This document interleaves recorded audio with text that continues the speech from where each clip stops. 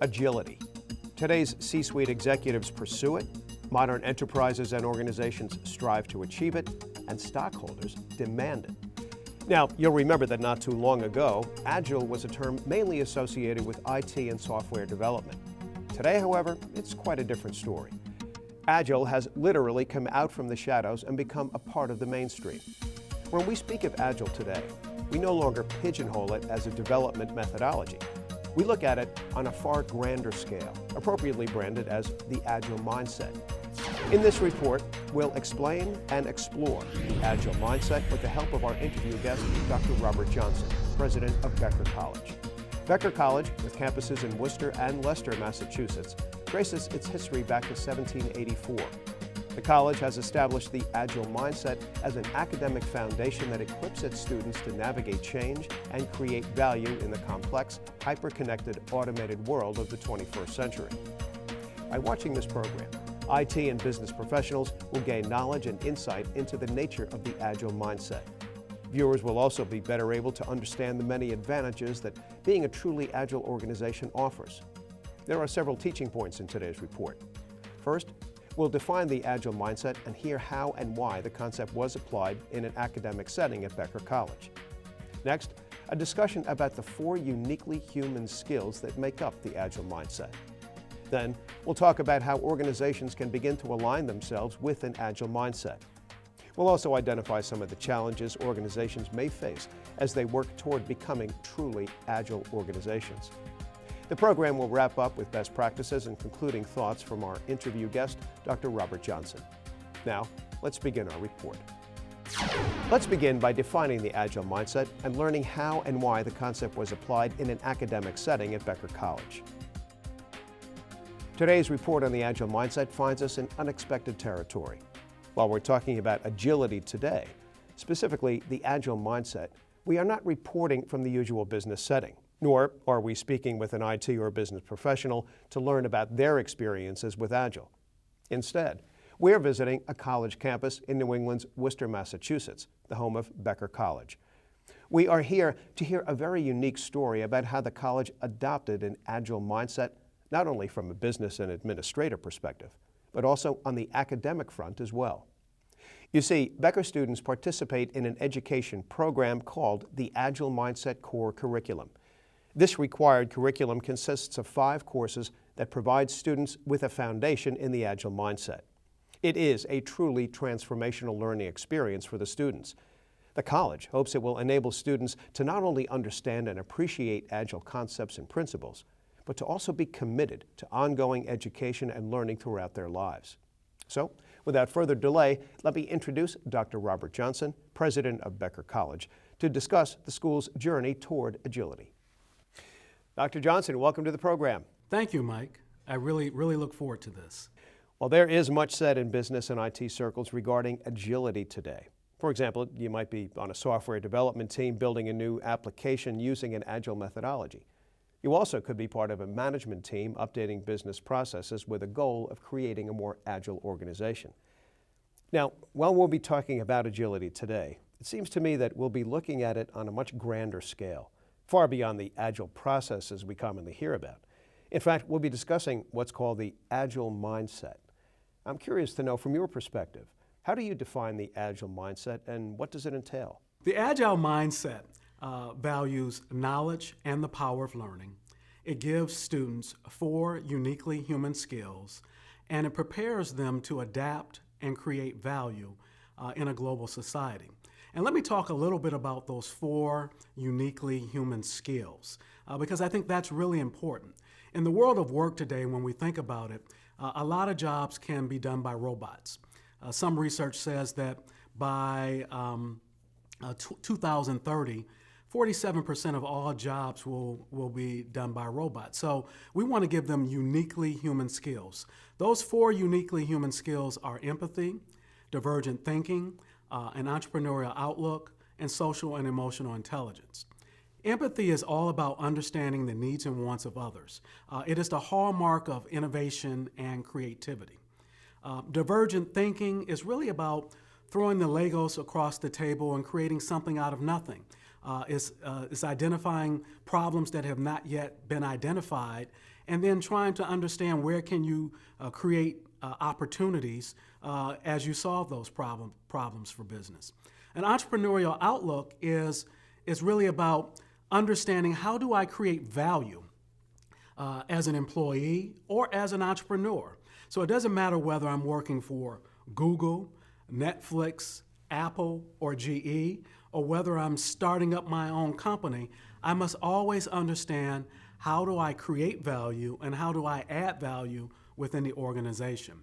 And social and emotional intelligence is really all about collaboration, working on teams to solve problems, working with people who are different than ourselves to make a difference. And by the way, social and emotional intelligence and this whole notion of working collaboratively with others is really going to be one of the cornerstones in terms of businesses having a competitive advantage. That is, businesses that have people who can work collaboratively will have a competitive advantage in the marketplace. Well, Dr. Johnson, many of us have come to know Agile primarily from a business and technology perspective, but you have applied the Agile concept in an academic setting here at Becker College. In fact, the Agile mindset has been integrated into the college's business processes as well as the curriculum. Can you tell us about that? Yeah, so Mike, that's a very good question, and yes, it is correct. So when we think about how do we implement it and make it part of the business process, first of all, it starts with a very strong message. You know, how do we communicate the Agile mindset? And at Becker, when we talk about the Agile mindset, we simply say that the Agile mindset values knowledge and the power of learning.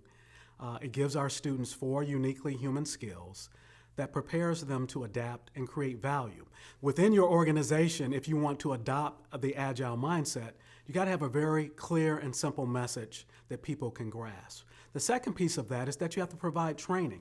So here at Becker College, we have created Agile Mindset squads that will go out and help train people and experientially understand it and have to operationalize it and actualize it. The third point is all about education and awareness. And by that, that's really getting more into the why. You know, why is it important for a person to have an Agile mindset? Well, if I'm educating a generation of young people that for jobs that do not yet exist, to solve problems we have yet to identify, utilizing technologies we have yet to create, there's going to have to be this constant state of education and training. So for the employees, it's very important that our employees understand that, because it would kind of be a misnomer to say to our students, we want you to have the Agile mindset, but then we're not building it into our operations and processes as part of how we conduct business. And then the last piece of this is onboarding. When you hire new employees, having a form of information and messaging and, you know, if you will, indoctrination about what the Agile mindset is as part of our culture at Becker College. Now, Dr. Johnson, in a business setting or academia, why do you believe organizations need to embrace an Agile mindset today? Organizations need to embrace the Agile mindset today because the world is changing so rapidly. If you think about the world of work as we have known it, it is evolving. The notion that you will go work in one place for 20 or 30 years and retire is no longer the norm. If you think about companies that have evolved and are multi-billion-dollar companies, you know, think Polaroid, think Instagram. Well, oh, that's right, Polaroid doesn't exist any longer. Instagram does. Company like Kodak, you know, how many decades did it take Kodak to reach a market cap of $1 billion? How long did it take Instagram to reach a market cap of $1 billion? We're in a world where Airbnb rents more rooms than Hilton, yet they own no property. Uber rents more rides in New York City than Yellow Cab, yet they own no vehicles. So I think in the world of work, if we don't understand that there is a new shared economy, a collaborative economy that has evolved, and that we need to prepare our organizations, and in our case, our students as well, to go out into that world and thrive and survive, that we will essentially be committing educational malpractice, if you will. For employers in business, you think about your companies. If you're not thinking about that next great thing, then you've got a problem. You got a huge problem. You think about a company like GE, which is an old economy company. It's an old economy company. But if you look at their commercials, they talk about GE, the manufacturing company, and the tech company. Okay, they are a company who has evolved, who has really evolved and changed with the times. Versus being a Polaroid is like, we're still going to create these snapshots that you can print out right now. Smartphones came along and put them out of business. Dr. Johnson, for organizations that have the desire to go down the Agile path, what benefits will they likely realize? Well, I think first and foremost, they're going to be more competitive in the marketplace because they will have a labor force. They will have a labor force that can solve for the unknown, can anticipate problems, and think about where the apparent opportunities are for their organization to thrive.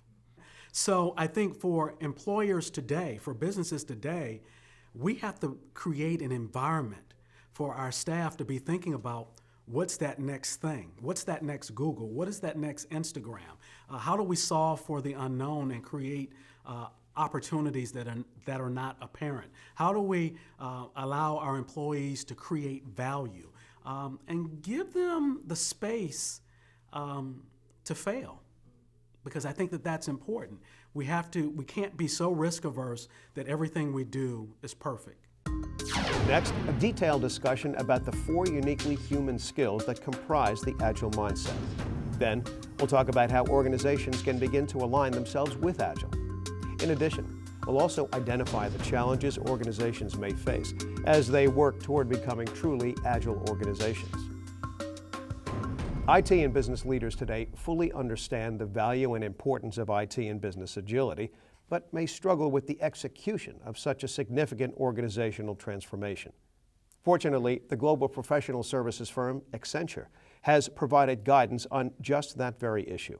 I'm referring to a recent Accenture survey titled Traits of Truly Agile Businesses. The survey asked 1,300 C-suite executives in 13 industries and across 16 countries about best practices executives should adopt in order to promote agility in their organizations. Here, in summary, are the Agile best practices that the executives recommended. The first recommendation is to build seasoned, diverse leaders and management teams. Second, to prioritize strategic decisions. The third best practice leaders should adopt is to speed up decision-making. The fourth on the list is prepare business ecosystems to act quickly. The fifth and final Agile best practice, to invest in and make more use of data and analytics to run the business. With those thoughts in mind, let's return to our conversation on the Agile Mindset with today's interview guest. And Dr. Johnson, how do organizations begin to align themselves and develop an Agile mindset? I think basically there are 5 things. Number one, there has to be training. You have to train your people on the Agile mindset, and that's really getting into, in part, the why. Why is it necessary? It is necessary because in the case of Becker, we're educating young people for jobs that do not yet exist, to solve problems we have not identified, utilizing technologies yet to be created.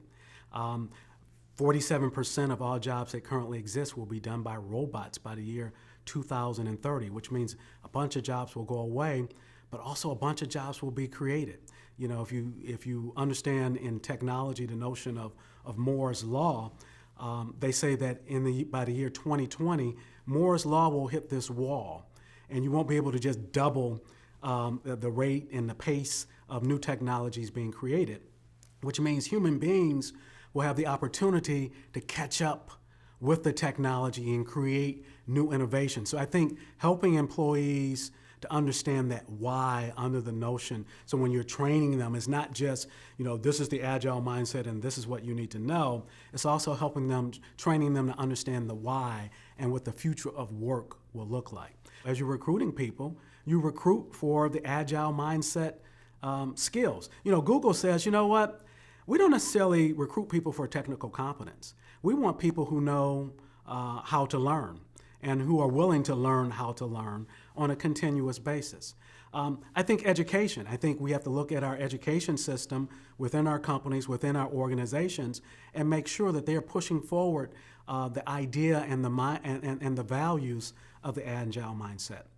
And then lastly, I think you have to have meaningful follow-up. So you can't just talk about it, hey, we have the Agile mindset, here it is. I think you have to have a mechanism where people are operationalizing it and you give them the chance to talk about it, to explain it, to express it, and show where they've had successes and where they've been able to create value. Well, I imagine this is not an overnight process. What was the experience here at the college? I think, in the case of Becker, it's a couple of years. It took about 2 years, and we had to spend a lot of time, going back to your previous question, Mike, with training and getting into the why. And the why being, what are the uniquely human skills that employees have to have in order to thrive in a hyper-connected, automated society, in a hyper-connected, automated economy. So it's all about making sure people have those uniquely human skills, and spending the first year or so just talking about why. Why is this important in the context of the future of work? And it's interesting, we just had an event about a month ago here on campus where we had the entire campus community together for a half day. And people were broken up in tables of 8, and we asked them a series of questions. And we had presented a lot of this data about why and what the future of work is going to look like 20 years out. But then we asked them some questions such as, if you had to build Becker College 20 years from now and it didn't exist, based upon what you know about the future of work, what would the institution look like? And one of the most interesting responses that came back as they were talking in their small groups is, I never really thought about it, but my job may not exist in its current state here at Becker College 20 years from now. So how do I have to evolve in terms of having those uniquely human skills? So I really do think it's about training and education, but understanding the why we have to have the Agile mindset. Dr. Johnson, would we find the process to be similar in a corporate setting? I think the process will pretty much be the same. It's a change model. So if it's a legacy or an old economy company, you're going to have the same challenges in terms of resistance to change. If it's a new economy company, it's going to be a little bit easier because you're creating, basically something out of nothing. I think about if you're into NASCAR or Formula One racing. If you go back to the 1950s, it took about, when a car came to a pit stop, it took about 67 seconds for them to change the wheels and do all of the other things that they would do at the pit stop. If you were to fast forward from 1950 to 2014 or 15, at NASCAR or Formula One racing, it would take about 4 seconds to do the same thing. I think that's the best metaphor for old economy, new economy. And I think the problems and the challenges are the same in a for-profit business and a not-for-profit business. And what we've learned in the for-profit sector is that companies that don't change, they go out of business. Polaroid, Instagram. Now, think about the automotive industry right now. Tesla has totally disrupted the market. They say that by 2023 or 24, that 50% of all cars, that are on the road will be electric cars. If you had told Ford, Chrysler, and GM that 30, 40, 50 years ago, they would have said, yeah, right. But now Ford, they're talking about, launching 6, 7, 8 new models. Chrysler, Daimler, Audi, all of them. So this notion of legacy companies or old economy versus new economy and the challenges that are confronted in for-profit businesses and not-for-profit businesses, I think it's all the same. It's people, ultimately, and we have to give people those uniquely human skills that will enable them to thrive in a 21st century, hyper-connected, automated economy. A move toward Agile can be a challenging one, to say the least. In fact, some organizations really struggle with it. from your perspective, what are the biggest challenges enterprises may face as they begin to embrace Agile and attempt to establish an Agile mindset and culture? What we found here at Becker is that the biggest challenge was helping people to understand why. So conceptually, people, Agile mindset, yeah, that makes a lot of sense. I really don't get why we need to do it, okay? Oh yeah, 4 uniquely human skills. Oh yeah, that's great. Oh, create value. Oh, that's wonderful. But when we started to talk to people about why, and the why in the context of the future of work and with the labor force and with the workforce and the skills that would be needed would be like in the future, they began to grasp, okay, we need to embrace the Agile mindset because it's a wave of the future. So if I had to do it all over again, I wouldn't start off conceptually with the construct of the Agile mindset, and this is something we need to do because it's good for business. I would start off with all of the data about the labor force of the future, and that in places like Japan right now, they have robots who are turning patients over in hospitals, okay? And if you said that to a nurse, they'd be like, what, really? Yeah, and you start sharing this real life kind of stuff, then people begin to understand, wow, I need to change. And if they understand that why, then as you introduce, well, how are we going to get it done? Well, we're going to get it done utilizing the Agile mindset. Then people become receptive to the idea. Dr. Johnson, leading an organization through the process of adopting an Agile mindset is no doubt difficult. What can you tell us about the Agile leader's role in all that? Number one, I think the leader must create a vision and an ethos that's all about culture. And this ethos and this vision that's all about culture, at Becker, we centered around the Agile mindset. That is, we want you to not only understand why, but we want you to embrace it and make it part of your life. I think the second piece is all about messaging. I think as a leader, you have to have a very simple way to initially explain the Agile mindset. And at Becker, we say the Agile mindset values knowledge and the power of learning. It gives students 4 uniquely human skills that prepares them to adapt and create value.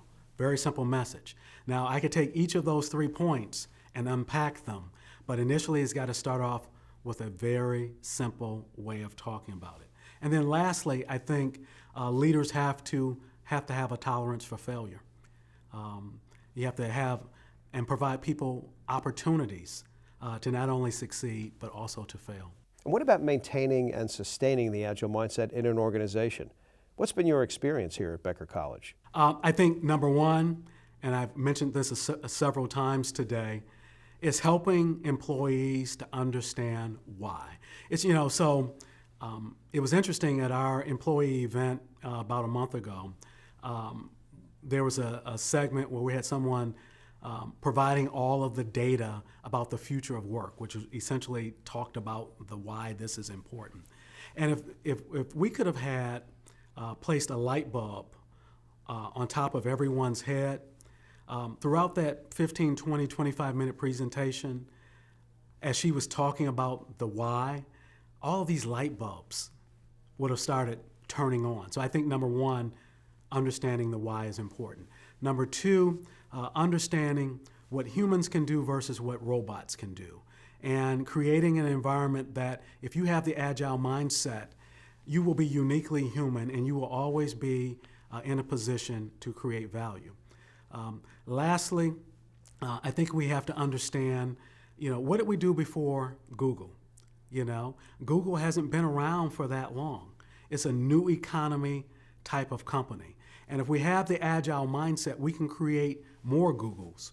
We can create that next big thing. So if you understand the why, you have these uniquely human skills, then we can create an environment where we can thrive in this new economy.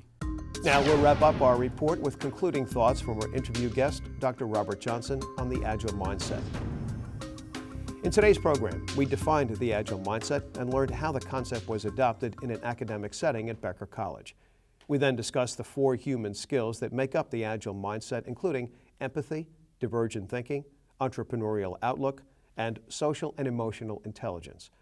We also talked about how organizations can begin to align themselves with and to adopt an agile mindset. In addition, we identified some of the challenges organizations may face as they work toward becoming truly agile organizations. We'll now wrap up our report with some concluding thoughts and advice from our interview guest. Dr. Johnson, can you look down the road a bit and tell us what you see for the future as far as Agile goes? I think at the end of the day, when you think about the Agile mindset, at Becker College, within corporate America, and throughout the world, the organizations that have workers who are inherently collaborative will have a competitive advantage. I think, we could talk about a lot of things, but the organizations that figure that out, they're the ones that will have the edge. If you think about the Agile mindset, it values knowledge and the power of learning. And part of the power of learning is continuous learning. It gives students 4 uniquely human skills. If you have those 4 uniquely human skills, then you will always be able to adapt and create value. But that 4th uniquely human skill is all about social and emotional intelligence. And social and emotional intelligence is all about working collaboratively in teams. So you're not going to just have these specialists that can solve problems by themselves. You're going to have a team of people working together, trying to identify problems, come up with solutions, and create opportunities that are not apparent. So if there was a single piece of advice for all businesses, for-profit, not-for-profit, is create within your labor force, across the 5 generations, the ability for your employees to be collaborative. And to the extent that you do that, there will be a direct relationship with your ability to not only be competitive, but also to stay ahead of the curve. A final thought for our audience today?